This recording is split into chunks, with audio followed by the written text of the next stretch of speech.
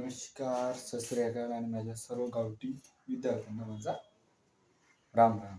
तर आपण 10वी भाग मधलं दोन चलांची रेषीय समीकरण हा पहिला प्रकरण आहे. या पहिल्या प्रकरणात आपण काही उदाहरण म्हणजे कसं उदाहरणे जर घेतले तर सराव संच सोपा जातो. तर पहिलं उदाहरण बघू आपण. 5x - 3y = 8 आणि 3x + y = 2. तर आपण पहिले याची मांडणी करून घेऊ.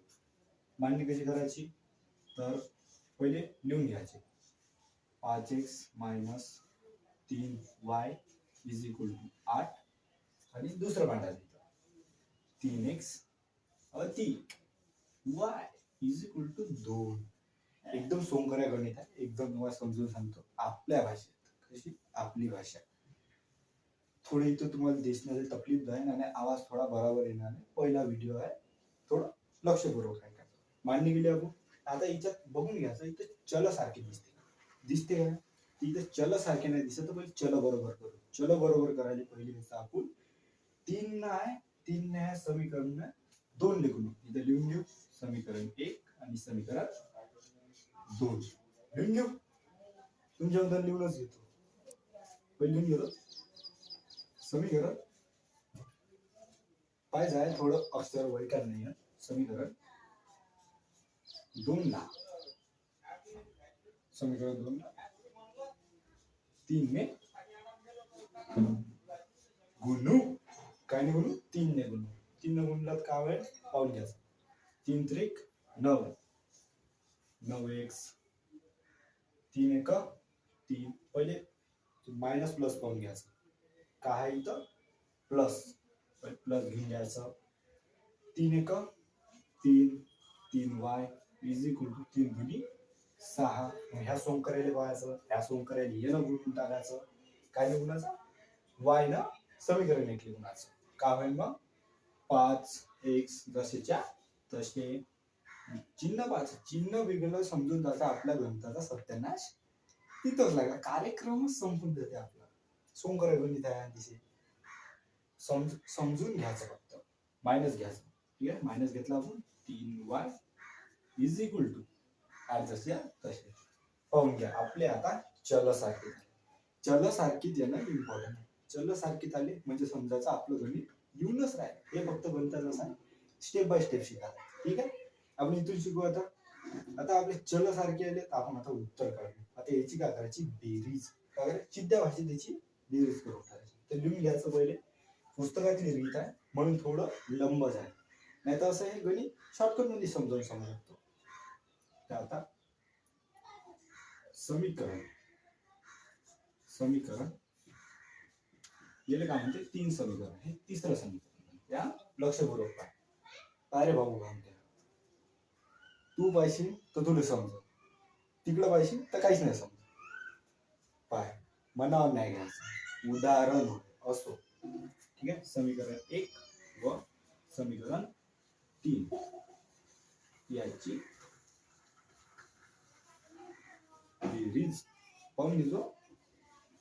शब्दाकडे लक्ष देतो. इथं वैकायला तुला येत बी नाही. तसं त्या लवकर लक्षात येत बी नाही. थोडं डबल व्हिडिओ पाहिजे. तर आपण याची डबल मांडणी करून घेऊ. तर आपण पहिले तिसरं घेऊन घेऊ. काय हरकत नाही मागं पुढे घेतलं तरी. 9x + 3y = 6 आणि 5x - 3y = 8. त्याची बेरीज करायची. इथं जागा खालतं जागा नाही. तर आपण वरतं इकडं पाहून घेऊ. इकडं बघा. आता दिसतील तुम्हाला इकडं बघा. थोडं असं बघू दे. हा आता इकडं बघा.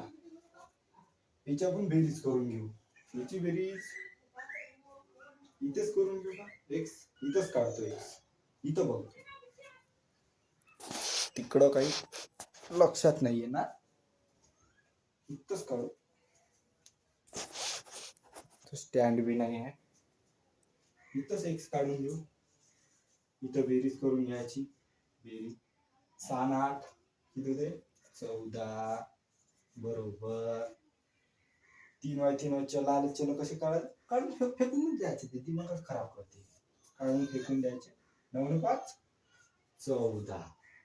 14x आला आपल्या वर्षी. आता आपण इकडं भागाकार करू.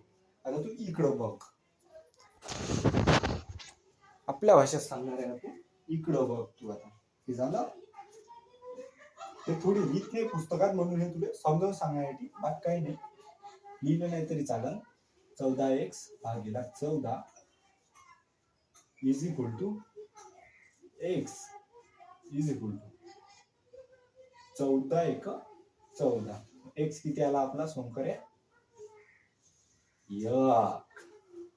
हा x आला म्हणजे y तुले आला, म्हणजे समजूनच जायचं काहीच नाही. y ची किंमत एकदम सोपी राहते, फक्त पाहिल्या बघणं इम्पॉर्टंट आहे.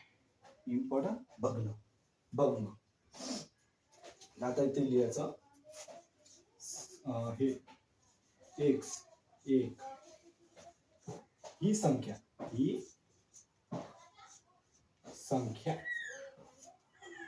काय लिहायचं? एक ही संख्या समीकरण. सोपं कोणचं वाटते आपल्याला? हे समीकरण 2. काऊन का याच्यामध्ये वाय दिला, संख्या नाही दिली आहे वायच्या, तर हे सोपं वाटते थोडं समजायला. हे थोडं कटिंग वाटून गुणाकार हे चुकलं, थोडं गणित चुकू शकते. तर म्हणून समीकरण पहिलं घेऊ आपण, नाही दुसरं. ठीक आहे. इथं पाहून मी समीकरण 2 कोणचं येत नाही, तर त्याच्यात मला विचारशील कुठून आलं.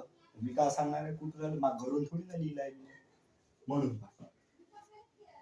समीकरण ही संख्या, समीकरण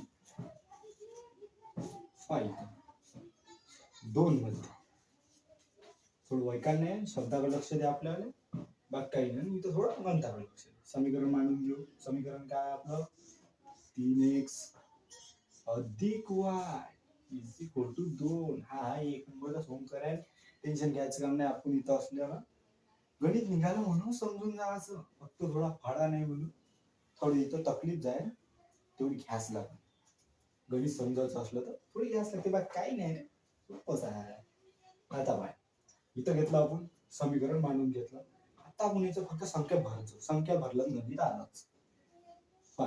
3 आपल्याला एक ची किंमत माहित आहे, एक त्याचा गुणाकार कर, एक केला अधिक y 2 त्याच्या जागेवर हलवायचेच नाही, जिथे तिथं कार्यक्रमच संपला. 3 1 3 plus y is equal to 2. याला तिथं ठेवून द्यायचं. आपल्याला पाहिजे y ची किंमत, तर y ची किंमत करण्यासाठी y लिखला आणायचा. मस्त y ला ना इज इक्वल 2 त्याच्याच घरी ठेवायचं, म्हणजे आपण आपल्याच घरी राहायचं. 2 दुसऱ्याला आपल्या घरी बोलवायचं. दुसऱ्याला आपल्या घरी बोलायचं कसं चप्पल काढून बोलायचं, तसंच येले अधिकचं चिन्ह सोडून येले वजात आणायचं, म्हणजे 3 मायनस 3. y ची किंमत निघते आपली इथं y इज इक्वल टू 3 2 काढले, 1 राहिला, 1 घेतला. आता म्हणजे गणित आलं, उत्तर आलं, झालं मास्तरचं काम. तसं नाही, मोठ्याचं चिन्ह घ्यायला. चिन्ह नाही घेतलं तर तिथे गणित गेलं, कार्यक्रमच संपला. तुला घेऊन घेतलं, उत्तर आपलं आलं. y मायनस 1 इथं दिसत नाही तुला, पाहून घ्यायचं. उकल न लिहू,